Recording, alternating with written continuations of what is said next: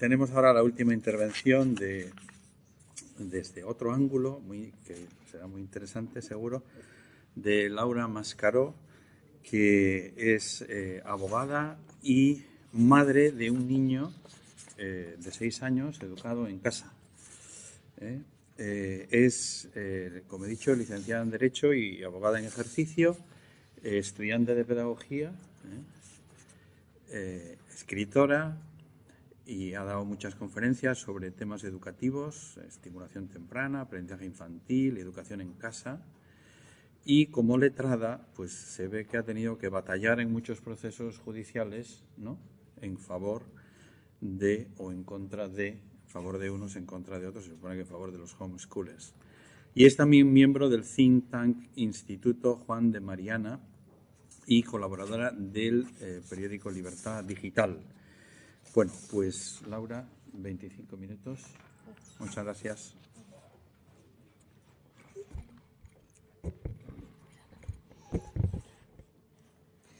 Buenos días, ¿se oye bien? Bueno, voy a ser breve porque en primer lugar no me quiero poner muy técnica, ya que este congreso no es de derecho, y además prefiero dar una visión general y luego si surgen dudas, pues prefiero que quede tiempo para dudas concretas. He venido a desmontar algunas leyendas urbanas que existen sobre la situación legal del homeschooling en España y también sobre la situación judicial de este tema, porque hay una visión, creo que errónea, sobre si es legal o no es legal, o hasta qué punto lo es, o hasta qué punto se puede o no se puede defender.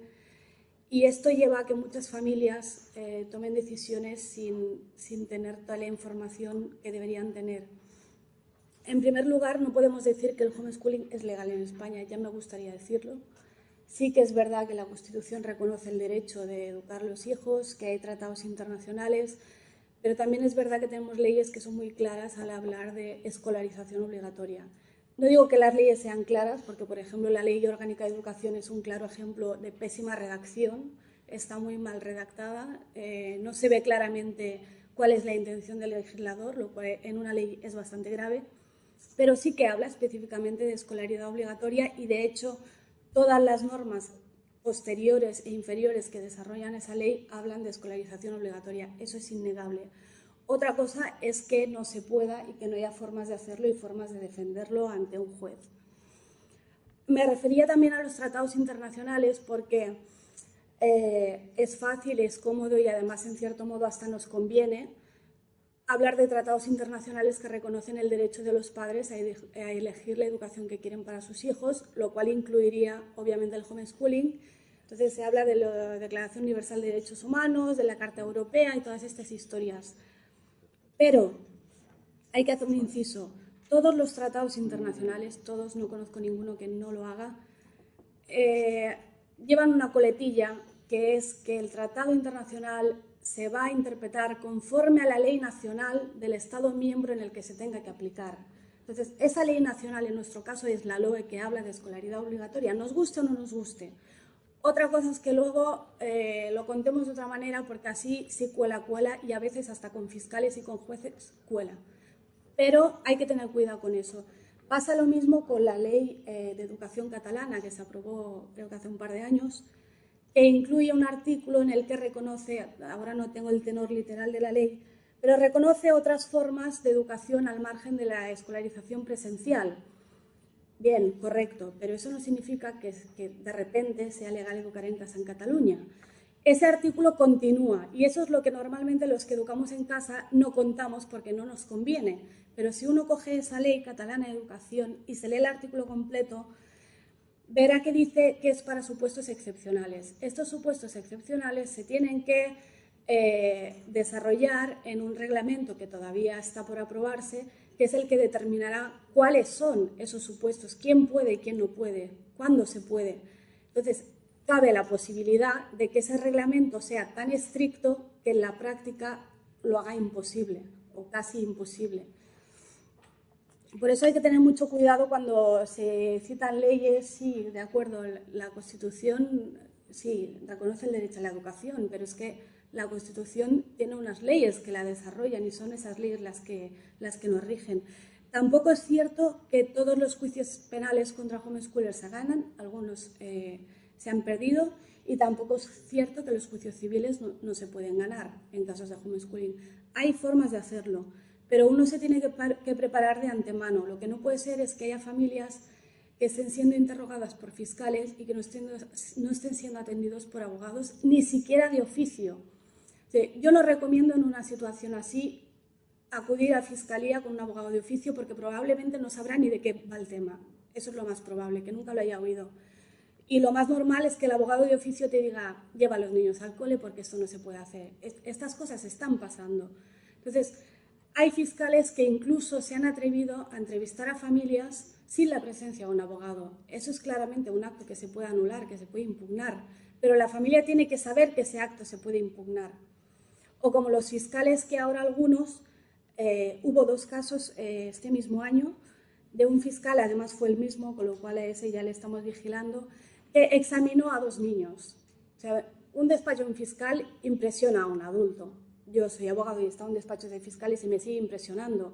Imagínate si tienes 8 años y estás en el despacho del fiscal, con el fiscal, su secretaria, el abogado y tu madre, y que el fiscal te empieza a preguntar, ¿cuánto es 6 por 8? ¿Cuántas provincias tiene la comunidad autónoma de no sé cuántos? Hombre, me parece que eso tampoco se puede hacer. Eso es un acto que también se puede impugnar. Pero las familias tienen que saber que tienen la posibilidad de impugnarlo y muchas no lo saben. Es lo que diga el fiscal, contra el fiscal no puedo hacer nada. No, claro que puedes exigir tus derechos. Hay unas garantías del proceso. Y esa es una información que conviene que la gente la tenga con suficiente antelación como para prepararse. La situación legal en España, que siempre se dice que es de vacío legal, también es discutible que sea técnicamente un vacío legal. De hecho, el Constitucional también dijo que no era un vacío legal. Pero lo que sí está claro que tenemos es inseguridad jurídica. Yo siempre digo que, por ejemplo, en Alemania, a pesar de que es ilegal y que puede parecernos muy mal que sea ilegal, tienen una ventaja con respecto a España, y es que tienen seguridad jurídica. Si tú estás en Alemania, la ley es muy clara. La ley te dice, esto no lo puedes hacer, y si lo haces, te voy a quitar la custodia, te voy a poner una multa y te voy a meter en la cárcel. Y voy a escolarizar a tu hijo, por supuesto. Entonces, tú sabes lo que hay y ahí te puedes preparar para, si es el caso, defenderte o irte del país o ver cómo te lo vas a montar. Pero en España no. Y en España estamos a merced del funcionario de turno, de la buena fe del centro escolar del que sacamos a nuestro hijo, del de servicios sociales, del Ministerio Fiscal y de los jueces, etcétera, etcétera. Entonces, es casi como una lotería. Hay muchas familias que educan en casa en España que nunca tienen ningún problema, pero tampoco tienen nunca la garantía y la tranquilidad de que no van a tener un problema.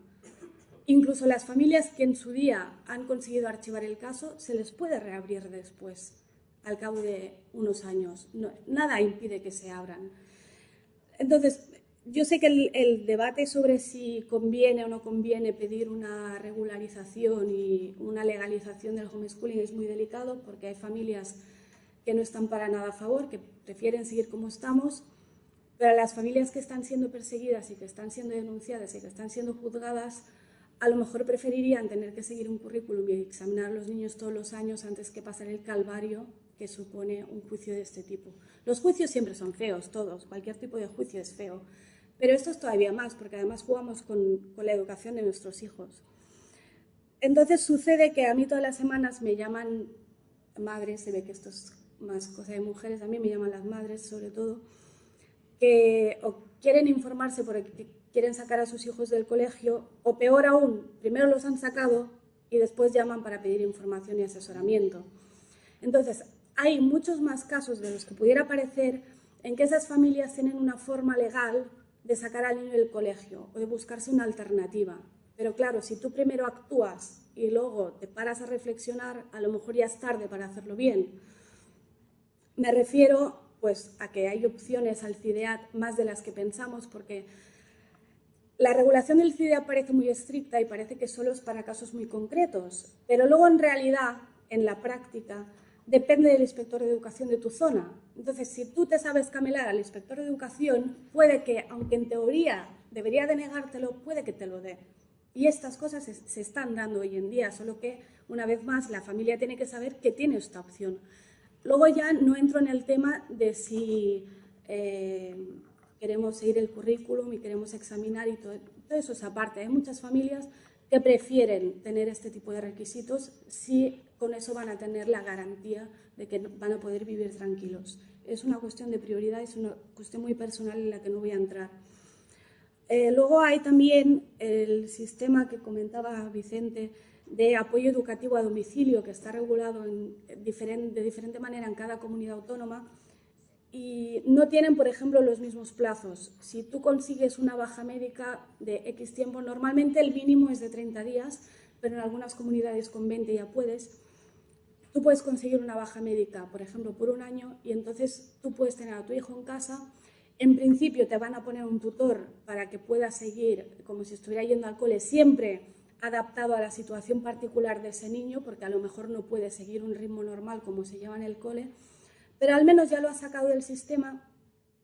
Además, ahora con la crisis económica, que también tiene su parte positiva, hay menos recursos para que te pongan un tutor, entonces a veces te dan la posibilidad de tener a tu hijo en casa, pero no te dan tutor porque no hay dinero. O, por ejemplo, en la Comunidad de Madrid, si la baja es por motivos psiquiátricos, no tienen personal especializado y no te ponen un tutor, pero tú mientras tienes a tu hijo en casa. Son opciones que se tienen que mirar siempre, pero también hay que tener mucho cuidado con el fraude, porque hay gente que se ha atrevido al menos a sugerir, luego ya si lo hacen o no, a falsificar documentos, por ejemplo, para conseguir un CIDEAT o para conseguir un SAED, y eso obviamente nunca debe hacerse. Hay gente que se dedica a empadronarse en distintos sitios confiando que así no le van a pillar. Eso también es un arma de doble filo, porque luego te puede jugar en tu contra. Pero sobre todo es importante que sigas el sistema que sigas, que sepas qué es lo que te puede pasar y que sepas lo que está pasando. Que no significa que lo que está pasando normalmente cuando te persiguen no significa que sea lo único que te puede pasar. Te pueden pasar otras cosas. El otro día hablaba con una mujer que estaba indignadísima porque el pediatra de su hijo le había empezado a preguntar por el tema de la escuela, porque el niño no está escolarizado, el pediatra le decía que eso no se puede hacer y la señora decía con muy buen criterio que el pediatra no tenía que meterse en asuntos que no eran de su incumbencia como la escolarización. Vale, yo creo que moralmente tiene razón, pero legalmente no la tiene. Porque las administraciones españolas se rigen por varios principios, entre los cuales los de cooperación, colaboración, coordinación y todo eso. Por tanto, si el pediatra, que es un trabajador público, considera que hay un niño, que es una familia que está incumpliendo una ley y además considera que es en perjuicio del niño, luego ya no entro en que si eso es verdad o no es verdad. Obviamente, si está bien atendido, no se está haciendo nada en su perjuicio, pero puede que el pediatra eso no lo sepa y que considere que su obligación es dar parte a los servicios sociales. Con la ley en la mano lo puede hacer. Yo entiendo que la madre se indigne porque considere que el pediatra se está metiendo donde no lo llaman, pero no puede decir que eso es ilegal porque no lo es. Entonces, importante conocer cómo funciona el protocolo de absentismo escolar, porque si tú sacas al niño cuando está en primaria o secundaria, que son las obligatorias, tienes el 99% de posibilidades de que se active el protocolo escolar y conviene conocer cómo funciona y cómo no funciona. Exactamente igual que el proceso civil. Es decir, es muy importante, si tu caso llega a fiscalía y entonces probablemente llegará al juzgado, aunque no haya un acto de juicio, que no es lo mismo, no solo es importante tener un abogado que conozca bien el derecho objetivo, sino que es muy importante también tener un buen abogado procesalista. Porque a veces, por un error en el proceso, tú puedes conseguir que se anule todo y que todo vuelva a empezar. Eso, si tu abogado no lo sabe, las va a dejar pasar. Y como comentaba antes, con lo que están haciendo los fiscales, pues los jueces a veces también hacen cosas que no deberían hacer. O hacen un trámite fuera de plazo o fuera de tiempo, o no te admiten un documento que te tenían que admitir. Y cositas así técnicas que pueden ayudarte a anular el proceso y con eso... No digo que ganes la tranquilidad porque van a volver a empezar, pero a lo mejor ganas un año porque la justicia es muy lenta y es importante también saberlo. Comentaba antes que no todos los juicios penales se van a ganar. La ventaja que tiene el derecho penal es que es muy claro, o sea, o está el delito tipificado en el Código Penal o no lo está y punto. Pero tiene una desventaja. y es que hay algunas normas que se llaman leyes penales en blanco, y hay mucha jurisprudencia en España acerca del abandono de familia, y los jueces y tribunales, incluso el Tribunal Supremo, consideran que el abandono de familia es un tipo penal en blanco. Un tipo penal en blanco significa que el legislador ha considerado que ese bien jurídico es tan importante que, aunque esté protegido en otra ley, que puede ser administrativa, civil o de cualquier otro tipo, también tiene que protegerla penalmente. Entonces, aquí estamos hablando de un bien jurídico que es el bienestar de un menor, lo cual es casi de lo más importante que puede proteger el derecho. Por tanto, esa ley penal en blanco no define el delito en su totalidad, sino que te da una idea de lo que es, de cuál es el bien jurídico protegido y cuál es el delito que se estaría cometiendo, y para terminar de configurar el tipo penal tienes que acudir a otras leyes. En este caso, las otras leyes incluyen el Código Civil y la Ley de Educación. Por tanto, sí ha habido casos de denuncias en los que se ha imputado un delito de abandono en familia, donde el único abandono que había era la no escolarización, no había nada más, y que se han perdido. Existen estos casos y eso se tiene que saber. En la mayoría de los casos no pasa así, en la mayoría de los casos vas a ganar si es por esta vía, pero no puedes tener una garantía. Y al contrario, en los casos civiles también se pueden defender, hay formas de defenderlos. Yo estoy ahora desarrollando una defensa en la que he cogido jurisprudencia de derecho de contratos y la estoy adaptando al derecho de educación y derecho de menores. Eso yo entiendo que es algo que a las familias les puede dar miedo porque es algo muy nuevo, pero es que también estos juicios civiles son muy nuevos y más con la sentencia del Constitucional. Claro, es ingeniería jurídica que se tiene que desarrollar de nuevo y hay que atreverse a presentar una defensa diferente. Lo que no se puede hacer es preparar un juicio contra homeschoolers como si estuvieras preparando un desahucio o un divorcio. Y lo que no se debería hacer tampoco, como se está haciendo, es ir a un juicio civil con un penalista o ir a un juicio penal con un abogado de empresa. Y se está haciendo cuando estás jugando realmente con la vida de tus hijos. De ahí el título de mi ponencia sobre la importancia de asesorarse bien, de la importancia también de contratar un abogado a tiempo y no cuando ya es demasiado tarde. A mí me llamó una familia que había perdido un juicio en segunda instancia. Eso significa que habían pasado por el juzgado de primera instancia e instrucción, se había recurrido a la audiencia provincial, se había perdido, se les había obligado a escolarizar y entonces me llamaron. Yo entonces ya poco puedo hacer. Puedo intentar, puedo ir al Supremo, puedo ir al Constitucional. También ahora hay mucho miedo al Constitucional, pero cualquier tribunal puede cambiar de criterio, pero nunca va a cambiar de criterio si los casos no le llegan. Entonces yo recomiendo a las familias que pierdan que se atrevan a llegar hasta el Constitucional, a ver si le hacemos cambiar otra vez el criterio, porque no es la ley de Dios escrita sobre piedra. El derecho es así, es cambiante. No sé cómo voy de tiempo. Vas perfectamente. ¿Voy perfectamente? Vale, pues... bueno, ¿cómo encajamos todo esto en el tema de la mesa que es la atención a la diversidad y la equidad? Pues enlazo con lo que decía al principio de mi ponencia. Debemos aprovechar que la ley consagra el principio de atención a la diversidad para que en todos esos casos en que un niño tiene una necesidad educativa especial, buscar la forma legal de sacarlo del sistema si eso es lo que queremos. Pues obviamente hay familias que no quieren esa vía, pero los que quieren esa vía en muchas ocasiones tienen una vía legal para hacerlo, agarrándose al principio de atención a la diversidad, porque el sistema educativo no está atendiendo a esa diversidad en general, no se está atendiendo. Entonces, en este caso es el propio sistema público es el que está incumpliendo un principio que está consagrado en una ley orgánica. Por tanto, nosotros incluso tenemos el deber de salir de ese sistema, cuando es el sistema el primero que está incumpliendo ese principio. Y aquí lo dejo. Muchas Para gracias. empezar las preguntas.